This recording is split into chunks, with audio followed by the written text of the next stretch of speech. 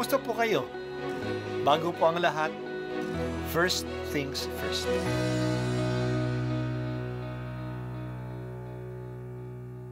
Good morning po.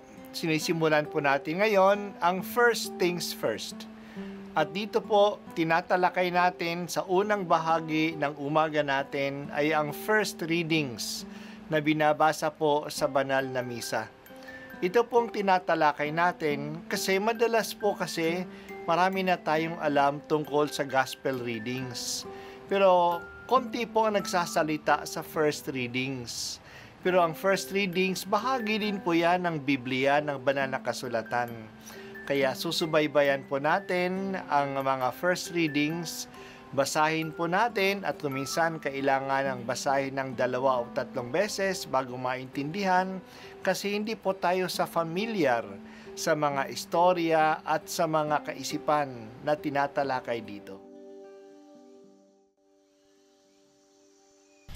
Ang pagbasa mula sa aklat ng mga bilang. Noong mga araw na iyon, nakita ni Balaam ang kampo ng Israel. Sama-sama bawat lipi, nilukuban siya ng Espiritu ng Panginoon at siya'y nagpahayag. Ang pahayag ni Balaam na anak ni Beor, ang pahayag ng taong may malinaw na paningin, ang salita ng nakikinig sa salita ng Diyos, ang nakakikita sa pangitain buhat sa makapangyarihan, nang nagbulagta sa lupa, gayon may nananatiling malinaw ang paningin. Anong ganda o Hakob ang iyong mga tolda, kay Inam o Israel ang iyong tirahan. Wari kapatagang napakalawak, parang hardin sa baybay ng batis. Wari punong kahoy na mabango, itinanim ng Panginoon, matataas na punong sedro sa tabi ng mga bukal. Ang tubig ay umaapaw sa lahat niyang sisidlan, kapangyarihan niya'y madarama sa lahat ng lugar. Ang hari niya ay higit na malakas kaysa kay Agag, at ang kaharian niya ay napakalawak. Muling nagpahayag si Balaam.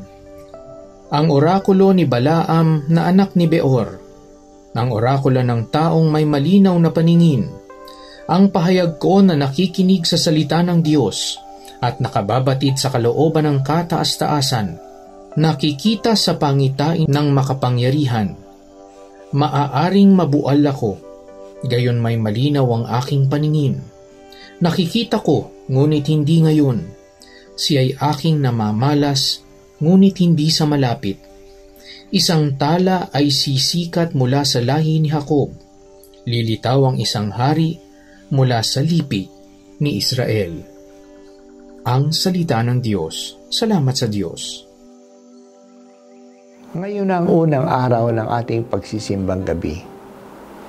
Matagal na natin itong inaabangan kasi para sa atin pagtungtong ng simbang gabi, kahit na hindi pa talaga Pasko, ay parang Pasko na.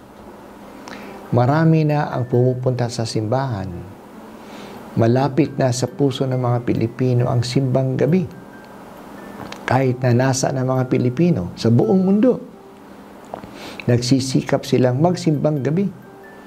Ito'y tanda ng ating pagkakaisa.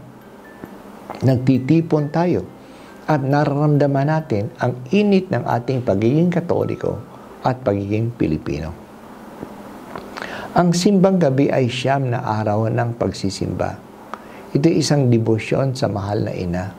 Sinasamahan natin ang mahal na ina sa loob ng siyam na huling araw ng kanyang pagbubuntis. Humingi tayo ng maraming pabor sa kanya, lalo na ang pabor ng paglago sa ating pagtitiwala sa Diyos. Sinasamahan natin ang ating panalangin ng pagsasakripisyo. Hindi madali na araw-araw magsimba tayo, lalo na kung ito'y gagawin ng madaling araw. Pero magaan ang ating loob kapag ito'y nagagawa natin. Napapakita natin ito sa ating, napapakita natin dito ang ating pagmamahal sa Diyos.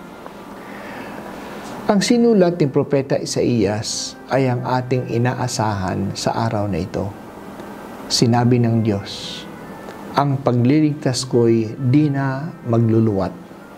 Ito'y darating. Ito'y mahahayag sa inyong paningin. Talagang malapit nang dumating ang anak ng Diyos sa ating piling. At siya'y darating para sa lahat. Ang templo ng Diyos ay sumasagisag sa presensya ng Diyos. Tatanggapin na ang handog ng lahat kasi ang templo niya ay tatawaging bahay dalanginan ng lahat ng bansa. Wala nang ituturing na dayuhan. Ito'y hindi tulad noon ng unang templo ng Diyos na para lang sa mga Hudyo. Hinihiwalay ng mga Hudyo ang kanilang sarili sa mga Hintil, sa mga hindi tuli. Hindi na ngayon. Ang lahat ng sumusunod sa batas ng Diyos ay kasama na sa bayan ng Diyos at magiging katanggap-tanggap sila sa Diyos. Nararamdaman namin ang pagiging isa namin sa panahon ng pagsisimbang gabi. May mga Katoliko na hindi nagsisimba ng buong taon. Pero sa panahon ng simbang gabi ay natatagpuan uli sa simbahan. At marami din ang nagpapatuloy ng pakikisa sa simbahan.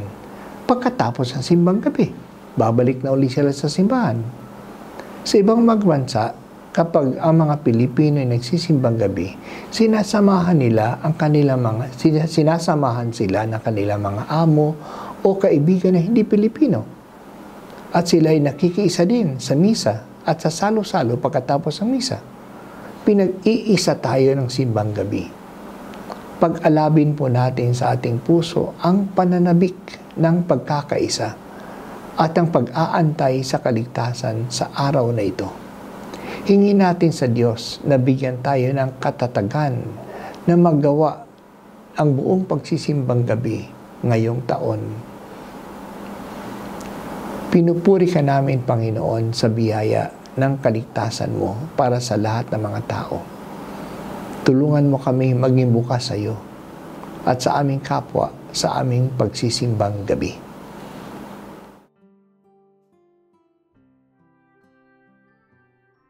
At ako po ay si Bishop Broderick Pabilio dito sa First Things First.